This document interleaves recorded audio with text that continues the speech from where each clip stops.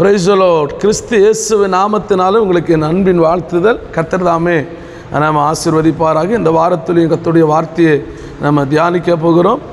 சங்கீதங்களின் புஸ்தகம் 9வது அதிகாரத்தை எடுத்து அதை தியானிக்க போகிறோம். பாருங்கள், 9வது அதிகாரம் அதனுடைய 1வது வசனம். கர்த்தாவே, என் முழு இருதயத்தோடும் உம்மை துதிப்பேன். பாருங்கள், இங்கே சொல்லப்படுகிற அந்த வேத வசனத்தை பார்க்கும்போது தாவீது சொல்கிறாரு, ஆண்டவரை பார்த்து சொல்கிறாரு, கர்த்தாவே, என் முழு இருதயத்தோடு உம்மை துதிப்பேன். என்னைக்காவது நீங்கள் சொல்லியிருப்பீங்களா? சற்று யோசித்து பாருங்கள். இன்றைக்கு சொல்லி பாருங்கள். நீங்கள் ஆண்டவரை துதிக்க ஆரம்பிக்கும்போது அல்லது அவரை ஆராதிக்க ஆரம்பிக்கும்போது அவருடைய சமூகத்திலே அமரும்போது நீங்கள் சொல்லணும், கர்த்தாவே, என் முழு இருதயத்தோடு உம்மை துதிப்பேன். ஏன்னா நிறைய மனிதர்கள் முழு இருதயத்தோட ஆண்டவரை துதிக்கிறது இல்லை. இன்றைக்கு நீங்கள் எப்படி ஆண்டவரை முழு இருதயத்தோடு துதிக்கிறவர்களா அல்லது முழு இருதயத்தோடு துதிக்காதவர்களா?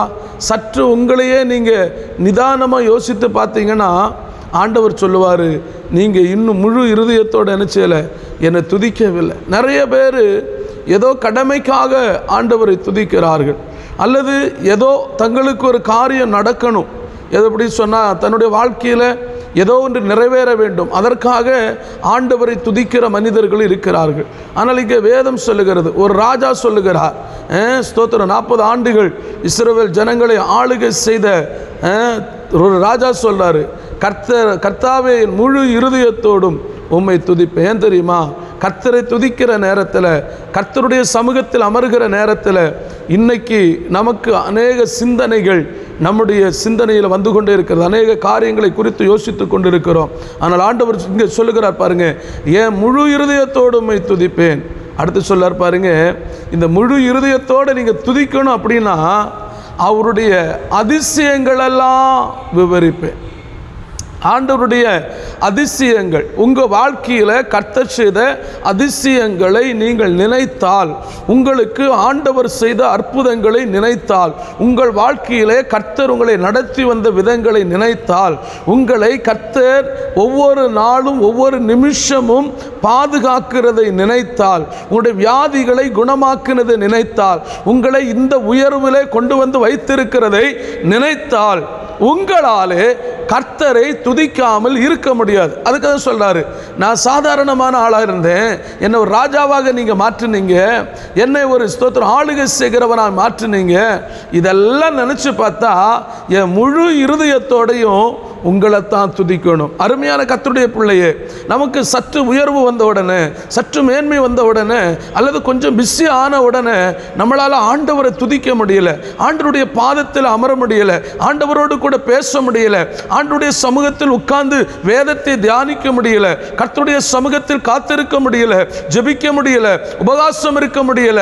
நல்லா புரிஞ்சுக்கோங்க, இப்போ ஆண்டவர் இந்த இடத்துல சொல்றாரு, நான் அப்படி இல்லை, எவ்வளவு பிஸியாக இருந்தாலும் எனக்கு நேரம் கிடைக்கும் போதெல்லாம் ஸ்தோத்திரம், என் முழு இருதயத்தோட, என் முழு உள்ளத்தோட கர்த்தரை தான் துதிப்பேன். அல்லேலூயா.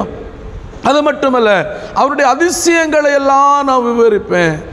ஆண்டவர் உங்களுக்கு செய்திருக்கிற ஒவ்வொரு அதிசயங்களை ஒரு டைரியில் நீங்கள் எழுதி வைத்தீங்கன்னா ஆண்டவருடைய சமூகத்தில் ஒவ்வொரு நொடி பொழுதும் கண்ணீர் வடித்து கொண்டு தான் இருக்க முடியும்.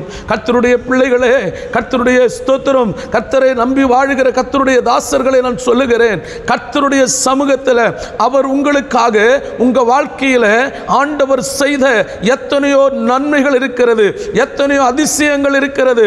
அந்த அதிசயங்களை நினைத்து ஒவ்வொரு நாளும் நீங்கள் துதிக்க வேண்டும். அது எப்படி துதிக்கணுமா? முழு இருதயத்தோடு, முழு உள்ளத்தோடு ஆண்டவரை துதிக்க வேண்டும்.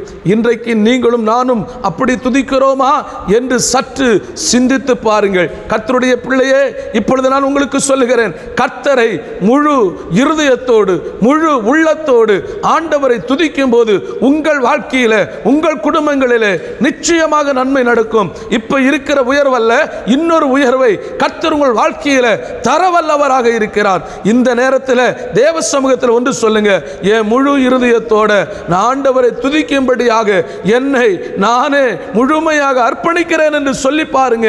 அவருடைய அதிசயங்களை எல்லாம் நான் விவரிப்பேன் என்று சொல்லுங்க. கர்த்தர் உங்களை ஆசீர்வதிப்பாராக. ஆமென், ஆமென், ஆமென். Praise the Lord.